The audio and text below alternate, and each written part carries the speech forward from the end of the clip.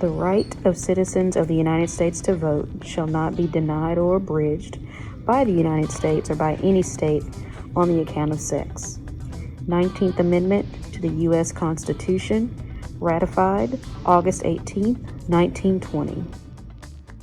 I remember with unending gratitude that the young women of today do not and cannot really understand at what price their freedom of speech and their ability to speak at all in public has been earned. That's from Lucy Stone, who was the first female college graduate in Massachusetts in 1847.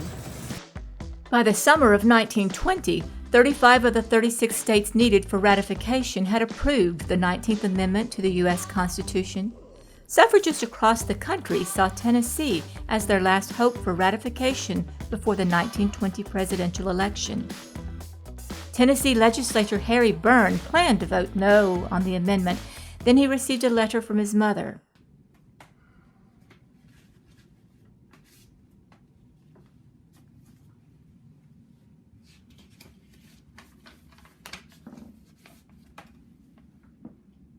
Dear son, hurrah and vote for suffrage, and don't keep them in doubt.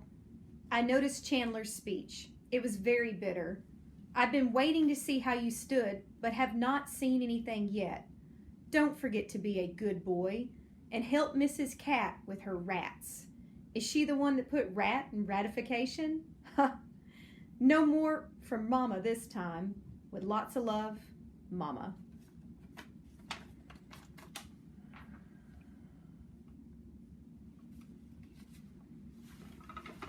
On August 18, 1920, the votes were tied.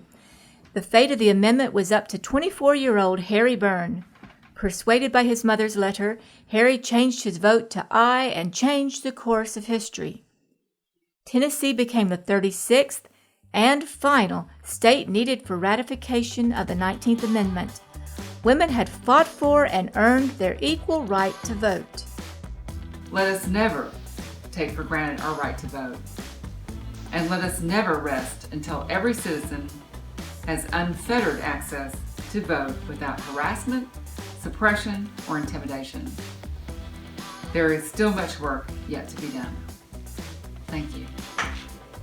If you stand in your accepted place today, some woman had to fight yesterday. Sue Shelton White, 1929. Today we celebrate brave, courageous women who fought for the right to vote. We give honor to our sorority, Delta Sigma Theta Incorporated, who were the first and only African American women who marched in the parade. African American women such as Mary Church Terrell and Ida B. Wells Bennett. In the words of journalist, suffragist, and our soror, Ida B. Wells Bennett, from her book, Southern Horrors, Lynch Law in All Its Phases exposes the true America's horrific history of lynching. And I quote, "It is extremely rough to follow through with my goals, but I felt a responsibility to show the world what African Americans are facing through this rough patch." Injustice to women anywhere is injustice to women everywhere, and we live by those words. So today, I salute the brave women who marched in the suffrage parade. Thank you. A gender line helps to keep women not on a pedestal, but in a cage. Ruth Bader Ginsburg. As a citizen, it's my right to voice my opinion on social media, to contact my representatives through letters and postcards with some friends, to make office visits to congressional representatives, and to attend local government and school board meetings and to be involved in political groups, to stay aware of current events, and to educate myself by reading, to take action in the form of peaceful protest and artivism events, to work with others to make things happen in my community, to even sing songs of protest in the attic by myself. However, none of this matters if I don't vote. So thank you, Sue Sheldon White, for your efforts to make sure that I have the right to vote. We are not old enough to vote yet, but someday we will. Thanks to all the women that made our votes possible.